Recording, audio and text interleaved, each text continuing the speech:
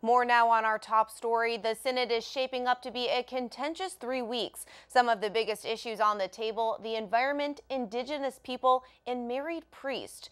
Joining us now from Rome is the editor of Crux, John Allen. Hi, John. Hey, how you doing? Good, John. As the Holy Father launched the High Stakes Summit, he urged the participants not to kick the Holy Spirit out of the hall and also said that ideology is a dangerous weapon. What does he mean? Well, with reference to ideology, he was talking specifically about ideologies that he believes give short shrift, that is, amount to disrespect for the native and indigenous cultures of places such as the Amazon. And he was calling the Synod to show respect for these people. He actually sort of put this in joking form. He talked about how yesterday somebody had complained that there was an indigenous person from the Amazon wearing a feathered headdress inside the Vatican. And his laugh line was, what's the difference between that and the Berettas that some of our cardinals wear?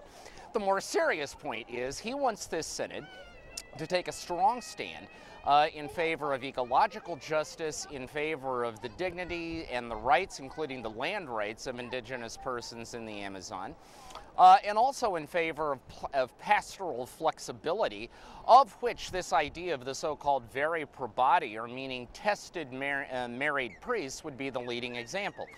Now, I think you're going to get pretty strong consensus around those ideas inside this Synod. Let's remember, these bishops, the 184 bishops and roughly 100 or so other participants, either come from the Amazon themselves or they have been handpicked for these roles by the Pope and his team. Where you are not going to find such strong consensus is going to be outside the Synod, where these ideas are, fair to say, a good bit more controversial. And now, John, you just sort of touched on this, but the hotly contested issue of married priests is getting a lot of attention as the Synod begins. The idea is that well-respected married men could be ordained to help overcome the shortage of priests in remote areas of the Amazon. What do you think is going to happen with this topic at the Synod? Well, one thing that is abundantly clear after today is that this issue is going to be front and center during the Synod debates. We heard this morning from Brazilian Cardinal Claudio Umes, who is the relatore, meaning roughly the chairman of this Synod, appointed to that role by Pope Francis and a key papal ally.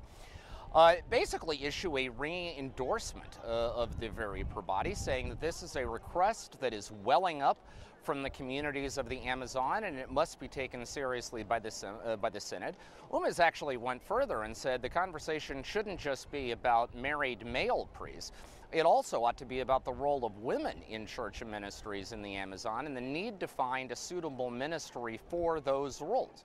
John, another eagerly anticipated discussion will be concerning the role of women and religious sisters in the church. You just touched on that a bit, but really quickly, what sort of new ministries will the Synod Fathers consider creating for women? Well, you know, one live issue actually isn't about ministries in the Amazon, but it's about the role of women here in the Synod. There are 15 women religious, nuns to use the colloquial term, who have been invited to be participants of this Synod, representing an international umbrella group of women religious. However, they don't have voting rights. I suspect the focal point for that debate is going to be over the diaconate, the idea of female deacons. In 2016, Pope Francis created a commission to study that idea. Its report, which was non-conclusive, has been sitting on his desk ever since. This Synod might be an opportunity for that debate to revive. John Allen, editor of Crux, thank you for being with us today, and we will touch base on the Synod again soon. Always an honor.